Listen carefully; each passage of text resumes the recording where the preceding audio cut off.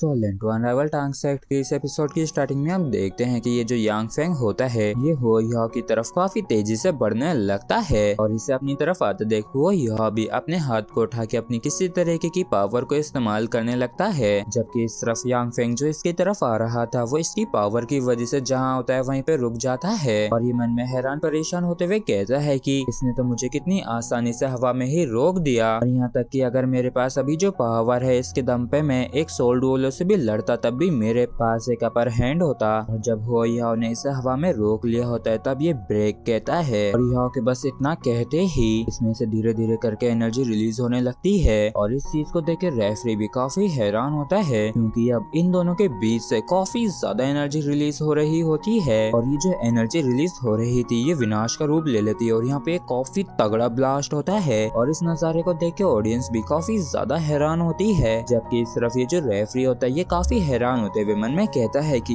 इस अटैक की पावर तो एक सोल डुओलो की थी लेकिन मैं खुद भी दावे के साथ नहीं कह सकता हूँ कि क्या मैं खुद भी इस अटैक को रोक सकता हूँ या नहीं। और तभी हम हो याओ के हाथ में किसी तरीके की एनर्जी बॉल को बनते हुए देखते हैं। जबकि इस तरफ ये जो यांग फेंग हवा में अटका हुआ था ये पूछता है कि क्या तुम मुझे इस सोल स्किल का नाम बता सकते हो, जिस पर हो याओ इसे pride of ice snow empress बताता है और ये नाम जानते ही ये जो यांग फेंग होता है ये युहाओ को थैंक यू कहता है। जिसके बाद इसकी स्केलेटन बोन के अंदर काफी सारे क्रैक्स आने लगते हैं और कुछ ही पलों में इसकी बॉडी के टुकड़े टुकड़े होने लगते हैं और ये हवा में ही चकनाचूर होके पूरी तरीके से डिसअपियर हो जाता है। और इस नजारे को देख के ऑडियंस भी काफी ज्यादा हैरान होते हुए कहती है कि वो तो कितना ज्यादा विशाल बोन ड्रैगन था लेकिन तब भी वो बिना किसी नामो निशान के डिसअपियर हो गया और ये पावर तो वाकई में काफी ज्यादा टेरिफाइंग है। और तभी कोई चिल्लाते हुए कहता है कि होली स्पिरिट सेक्ट की टीम के जो 4 मेंबर्स जो के टांग सेक्ट से लड़े थे वो सभी ही मारे जा चुके हैं और इस वजह से जो इंपीरियल ट्यूटर होता है इसे काफी ज्यादा तगड़ा गुस्सा आने लगता है और इसके अंदर से काफी ज्यादा टेरिफाइंग ऑरा भी रिलीज हो रहा होता है। और इस चीज को देख के जिंग होंगचेन भी काफी हैरान होते हुए मन में कहता है कि लगता है कि इंपीरियल ट्यूटर एक्सप्लोड होने वाले हैं और एक बार ये जो नरसंहार पे उतर आए तो इस एरिना को नर्क में तब्दील होने में ज्यादा समय नहीं लगेगा। जिसके बाद ये ज़ूतियारेन को प्रोटेक्ट करने के लिए एक शील्ड बना देता है और इस इंपीरियल ट्यूटर का जो साथी होता है वो कहता है कि मास्टर प्लीज शांत हो जाइए। जिस पर इंपीरियल ट्यूटर काफी गुस्से में कहता है कि सच में टांग सेक्ट ने हिम्मत की है मेरे डिसिपल्स को मारने की और वो सभी लोग ही मेरे फ्यूचर के पिलर्स थे और मैं उन सभी के ही सोल बोन स्किन्स को बर्न करके उन्हें सबक सिखाऊंगा। जिस पर ज़ूतियारेन कहता है कि इंपीरियल ट्यूटर शांत हो जाइए, ये प्रिंस आपसे वादा करता है इन लोगों को पक्का आपके लिए छोड़ दिया जाएगा जिससे कि आप अपने अनुसार इन्हें हैंडल कर सकें। जिस पर इंपीरियल ट्यूटर गुस्से में कहता है कि मेजेस्टी आप चिंता मत करिए, इन जैसी छोटी मोटी चीजों का हम ही संभाल लेंगे। और इतना कहकर यहाँ से इंपीरियल ट्यूटर पूरी तरीके से गायब हो जाता है और इस बात को सुन के ज़ूतियारेन भी काफी ज्यादा हैरान होता है। जिसके बाद हम एरिना के अंदर 2 जनों को खड़े हुए देखते हैं जो कि और कोई नहीं हो या और वांगडोंग होते हैं। जहाँ पे वांगडोंग कहती है कि युहा क्या तुम ठीक हो, जिस पर युहा भी कहता है कि हाँ मैं ठीक हूँ। जबकि युहा मन में कहता है कि ये तो वाकई में काफी अमेजिंग फाइट थी और इस टीम मैच के अंदर यहाँ तक कि वैसे टांग सेक्ट की टीम में 6 पीपल्स थे जबकि इनकी अपोजिट टीम के अंदर 4 जने ही थे लेकिन तब भी इनकी पावर के अंदर जो गैप थे वो काफी ज्यादा बड़ा था और इस मुश्किल जीत को ये लोग बस बई बई के दम पे ही हासिल कर पाए हैं क्योंकि बई बई ने ही अकेले अपोजिट टीम के 2 इविल सोल मास्टर को मार दिया था और टांगिया को भी टीम बैटल के अंदर पार्टिसिपेट करने से रोक दिया था।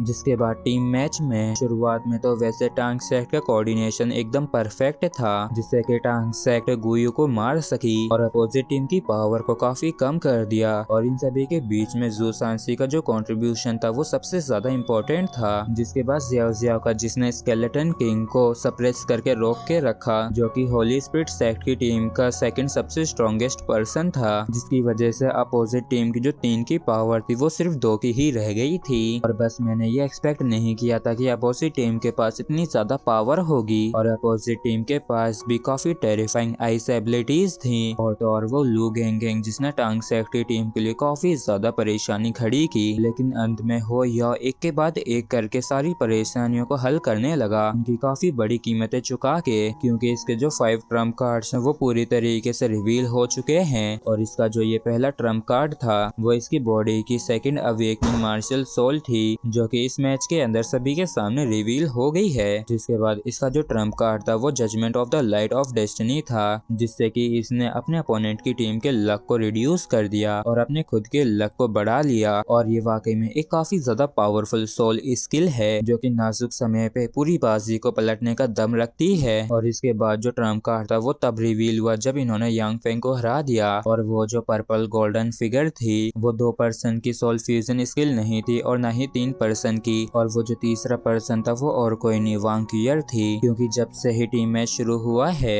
तब से ही वांग क्यूअर एरिना के अंदर है। हुआ की मेडिटेशन सोल स्किल को इस्तेमाल करके और फिर आई ऑफ डेस्टिनी को इस्तेमाल करने के बाद उन्होंने एक नए अटैक को तैयार किया जिसको नाम टायरनिटी अटैक दिया, जिसके अंदर वांग डोंगर और वांग क्यूअर की सोल पावर थी जबकि हो की स्पिरिचुअल पावर। और यही एक वो अटैक था जिसने solitary dance amidst frost remnant of light को सरपास कर दिया था। और उस martial soul fusion soul skill को नाम purple and gold dragonic butterfly transformation दिया था। और फिर रही बात आखिरी और फाइनल ट्रम्प कार्ड की, तो इसमें वो जो आइस एम्प्रेस थी वो उठ गई थी, जिससे कि हो इनकी 5th सोल स्किल को इस्तेमाल कर पाया, क्योंकि इनकी जो 5th सोल स्किल है उसे इस्तेमाल करने के लिए आइस और स्नो एम्प्रेस की जरूरत होती है। और हो अपनी करंट पावर के हिसाब से इसे इस्तेमाल नहीं कर सकता था, इसलिए ही सिर्फ इसे मार्शल सोल फ्यूजन के दौरान ही किया जा सकता था। और मार्शल सोल फ्यूजन के दौरान ही इन्होंने pride of ice and snow empress की पावर को इस्तेमाल किया था। और सिर्फ इस अटैक की पावर की वजह से ही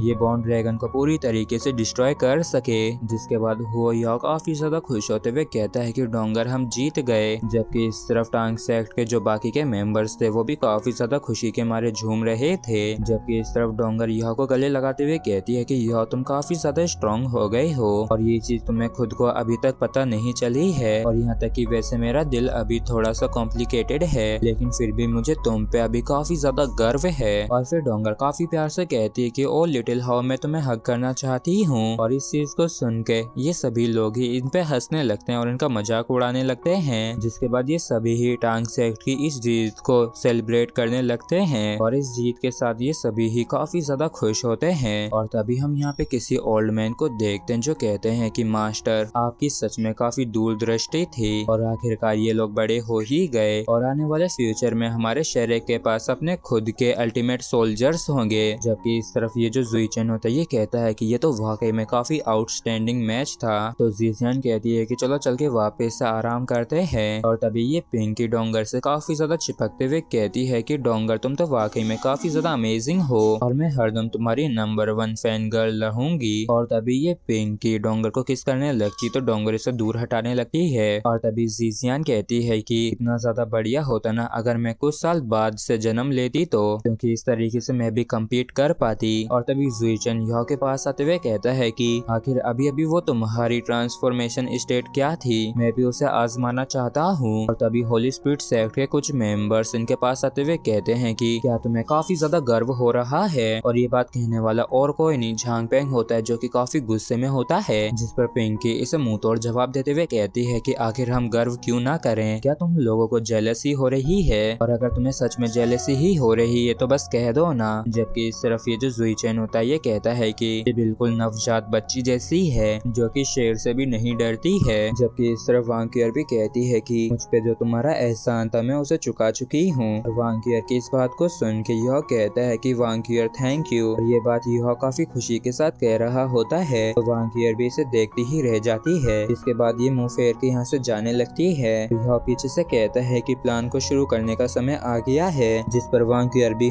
कर देती है। और ये जो मैच का अंत था ये भी किसी और टूर्नामेंट की ओपनिंग थी और कठिनाइयों से भरी चीजें तो अभी आना बाकी हैं। और तभी डोंगर कहती है कि यह चलो चल के रिकवर करते हैं। जिसके बाद हमें मिंगदू स्ट्रीट नाइट का सीन दिखाया जाता है जहाँ पे कोई पर्सन ड्रिंक करते हुए कहता है कि मैंने सच में इस रिजल्ट को एक्सपेक्ट नहीं किया था। जिस पर सामने वाला कहता है कि हाँ आखिर किसने ही सोचा था कि वो टांग सेक्ट ही होगी जो कि होली स्पिरिट सेक्ट को हराएगी। सिस्टर जान क्या आप जानती हैं कि वो लास्ट स्किल क्या थी जिसे उस बंदे ने इस्तेमाल किया था। जिस पर जान कहती है कि मैं भी श्योर नहीं हूँ, लेकिन ये बात सच है कि टांग सेक्ट के अंदर जितने भी मेंबर्स हैं वो सभी ही करंट यंगर जनरेशन के टॉप टैलेंट्स हैं और उन्हें अगर अच्छा खासा समय मिल गया तो वो पक्का शेयर के मेन पिलर्स बन जाएंगे। लेकिन मुझे इस बार ये बात समझ में नहीं आई कि ये इस बार शेयर तक एकेडमी को रिप्रेजेंट क्यों नहीं कर रहे हैं, क्योंकि अगर उन्हें वांक्यूअर का साथ मिल जाता तो उनके लिए इस टूर्नामेंट को जीतना काफी ज्यादा आसान हो जाता। जिस पर दूसरी लड़की कहती है कि उनके खुद के अपने आइडियाज हैं और एकेडमी एक सेक्ट नहीं है, तो स्वाभाविक सी बात है कि ये उनके ऊपर रेस्ट्रिक्शंस नहीं लगा सकते हैं। तो इसके सामने वाली लड़की कहती है कि सिस्टर जांग, आखिर वहाँ की सिचुएशन कैसी है। जिस पर जांग कहती है कि मैंने इससे कई एल्डर्स के साथ डिस्कस किया है और उन्होंने तुम्हारे साथ कोऑपरेट करने का डिसाइड किया है। और फिर प्रिंसेस यूसु कहती है कि